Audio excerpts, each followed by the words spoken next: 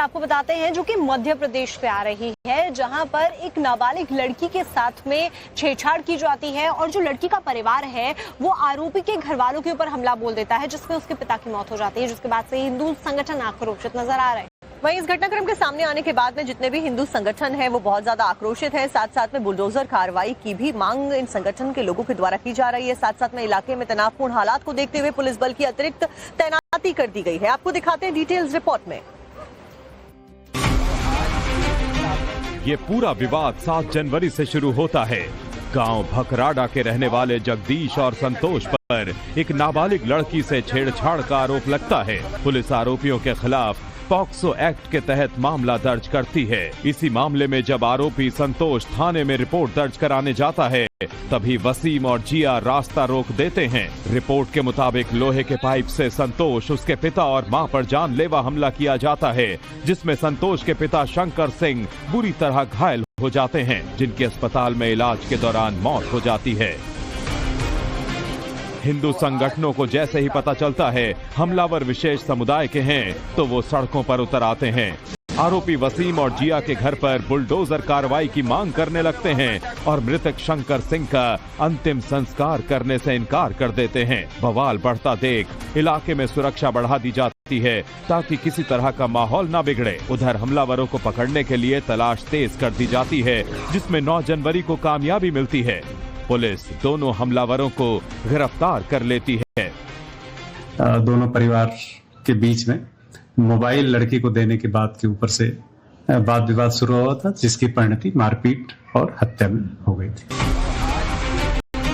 अब इस पूरे मामले को लेकर विशेष टीम गठित कर दी गई है ताकि केस की सघनता और हर एंगल से जांच हो सके, जिसकी जिम्मेदारी एडिशनल एसपी महेंद्र तारनेकर और एसडीपीओ अनिल सिंह चौहान को दी गई है। आपको बताते हैं जो कि मध्य प्रदेश से आ रही है, जहां पर एक नाबालिग लड़की के साथ में छेड़छाड़ की जाती है और जो लड़की का परिवार है वो आरोपी के घर वालों के ऊपर हमला बोल देता है, जिसमें उसके पिता की मौत हो जाती है, जिसके बाद से हिंदू संगठन आक्रोशित नजर आ रहे हैं।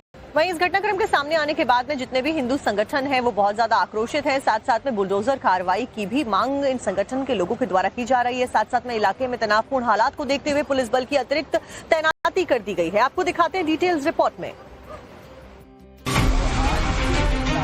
ये पूरा विवाद 7 जनवरी से शुरू होता है।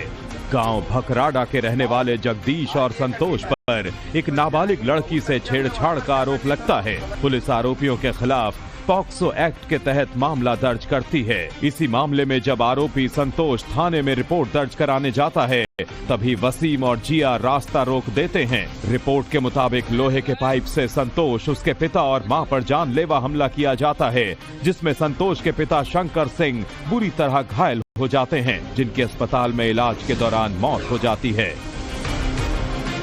हिंदू संगठनों को जैसे ही पता चलता है हमलावर विशेष समुदाय के हैं, तो वो सड़कों पर उतर आते हैं।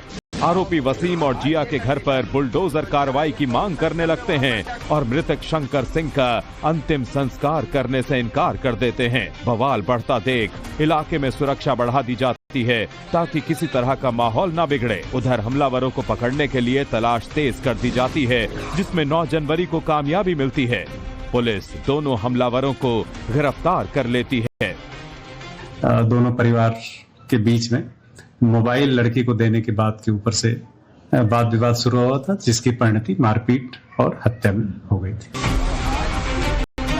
अब इस पूरे मामले को लेकर विशेष टीम गठित कर दी गई है ताकि केस की सघनता और हर एंगल से जांच हो सके, जिसकी जिम्मेदारी एडिशनल एसपी महेंद्र तारनेकर और एसडीपीओ अनिल सिंह चौहान को दी गई है।